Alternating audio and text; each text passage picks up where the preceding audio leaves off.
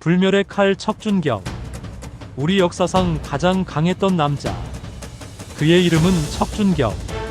역사는 그를 반란자라 부르지만 진실은 그가 조선 천년을 통틀어 가장 뛰어난 검의 사내였다는 것이다.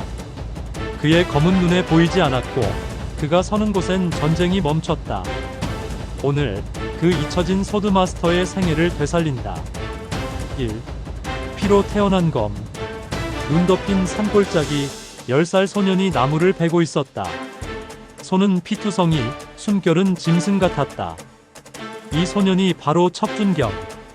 그는 태어날 때부터 싸우기 위해 만들어진 인간이었다.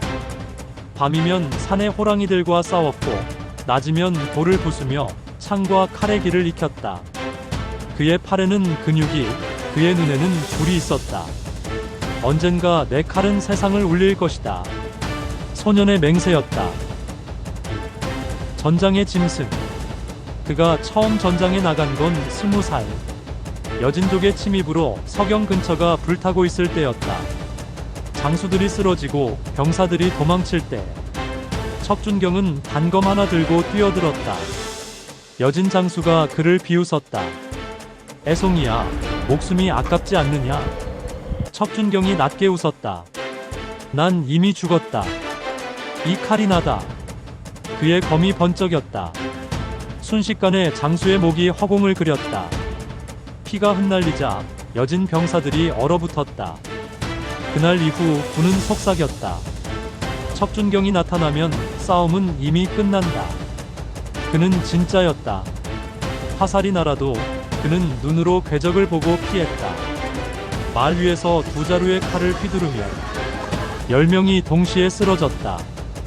그는 군의 전설이 되었고 그의 이름은 곧 승리와 같았다.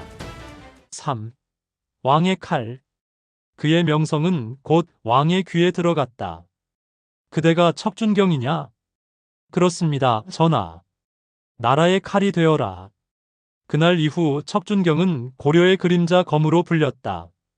그가 맡은 임무는 단 하나, 왕이 명하지 못하는 피를 대신 흘리는 것. 밤이면 왕명을 받고 잠입하여 적장의 목을 베었다. 그의 검은 어둠 속에서 춤췄고 그의 발밑엔 시체가 쌓였다. 그러나 영웅은 언제나 권력의 칼날에 다친다. 왕은 그를 두려워했다. 척준경은 더 이상 인간이 아니다. 내 대신 왕이 될 수도 있다. 그리고 배신의 서막이 열렸다. 4. 배신. 척준경의 부하이자 형제 같던 장수가 있었다. 이름은 유금필. 그는 권세를 탐내 왕에게 무릎 꿇었다. 전하, 척준경이 반역을 꾀합니다. 그날 밤 척준경의 진영은 포위됐다. 불길이 하늘을 태웠다. 그는 가장 믿었던 자의 칼끝을 느꼈다. 금필 내가 미안하오. 살아남기 위해서요. 척준경은 피를 토했다. 배신자. 그는 혼자 100여 명의 군을 상대했다. 그의 검은 불빛 속에서 광기가 되어 춤췄다. 칼끝이 닿는 곳마다 비명이 터졌다. 마지막에 그는 등을 맞았다. 하지만 쓰러지지 않았다. 이 칼이 꺾이기 전엔 난 죽지 않는다. 그날 새벽 왕은 보고받았다. 척준경이 사라졌습니다. 5. 그림자 속의 복수. 세월이 흘러 고려는 다시 전쟁에 휩싸였다. 여진의 군세가 북쪽을 침략했을 때 어디선가 소문이 돌았다. 산속에서 쇠를 씹는 남자가 있다. 그의 검은 번개보다 빠르다. 그는 살아있었다. 그리고 다시 칼을 들었다. 밤하늘에 달이 떠오르자 척준경은 여진 장수의 진영으로 뛰어들었다. 그의 몸은 상처투성이었지만 눈빛은 젊은 시절보다 더 뜨거웠다. 왕은 날 버렸지만 이 땅은 아직 내 것이다. 그의 검은 바람을 갈랐다. 칼끝이 스치자 여진 장수의 투구가 날아갔다. 그리고 그는 고요히 속삭였다. 이건 배신당한 사내의 복수다. 그날 전투는 단 한 명의 장수가 끝냈다. 그 이름 척준경. 6. 마지막 결투. 왕은 그의 귀환을 두려워했다. 그를 다시 부르며 속삭였다. 나라를 위해 한 번만 더 싸워라. 그 후엔 자유를 주마. 척준경은 웃었다. 자유란 이미 내 검 안에 있습니다. 마지막 전투, 그는 1000명을 상대했다.